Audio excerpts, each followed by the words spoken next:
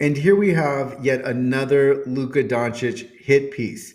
I came across this gem while I was browsing the NBA subreddit. The title is The Luka Doncic Trade: My Perspective as an ex Mavericks analytics staffer who spent 2 years pushing to trade him.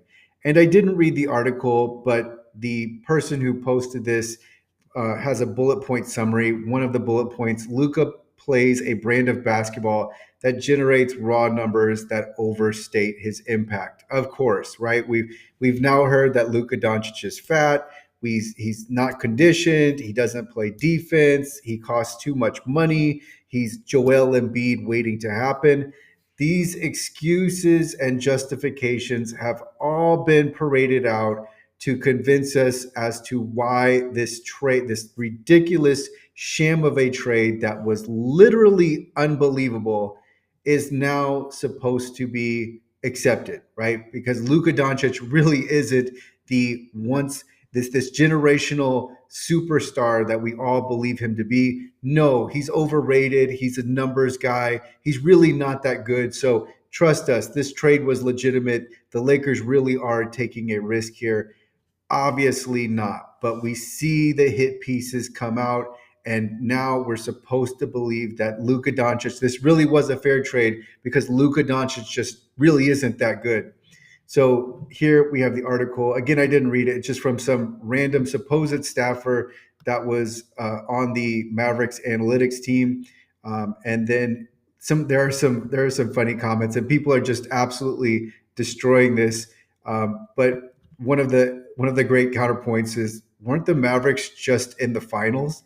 And so that is actually another bullet point that was in the original post, is that Luka requires a very specific team construction to get the best out of him. It's ridiculous, right? But it's after the fact. We're supposed to believe this. And so this is what I was talking about in a previous video. We're going to see the justification, right? Because the media has to make sense of this after the fact. Even though the trade was literally unbelievable, we all have to make sense of this. Otherwise, we have this ridiculous sham of a trade that is just out there like a beached whale or the elephant in the room, right? So the media has to come in and usher this. I played a clip the other day of Charles Barkley being asked point blank, shouldn't the Mavericks have looked for a better deal? And then he starts off with, Anthony Davis is a hell of a player. We've seen Luka Doncic being compared to Joel Embiid, and all sorts of negativity and downplaying Luka Doncic, so that we're led to believe he really isn't as good as we think he is, even though we've seen him for years.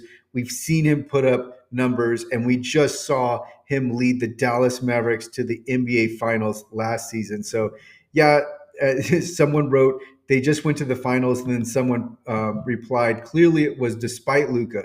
They'll win this year without Luka slowing them down. Yeah, so just another hit piece. Again, we need to accept this trade as legitimate, because if we don't, then the NBA's credibility comes into question, and we can't have that. So now the media has to justify what's happening, and they're doing it through the Luka hit pieces to make us think he's really not as good as all of the evidence that we have in front of us. I'll link to this thread in the description.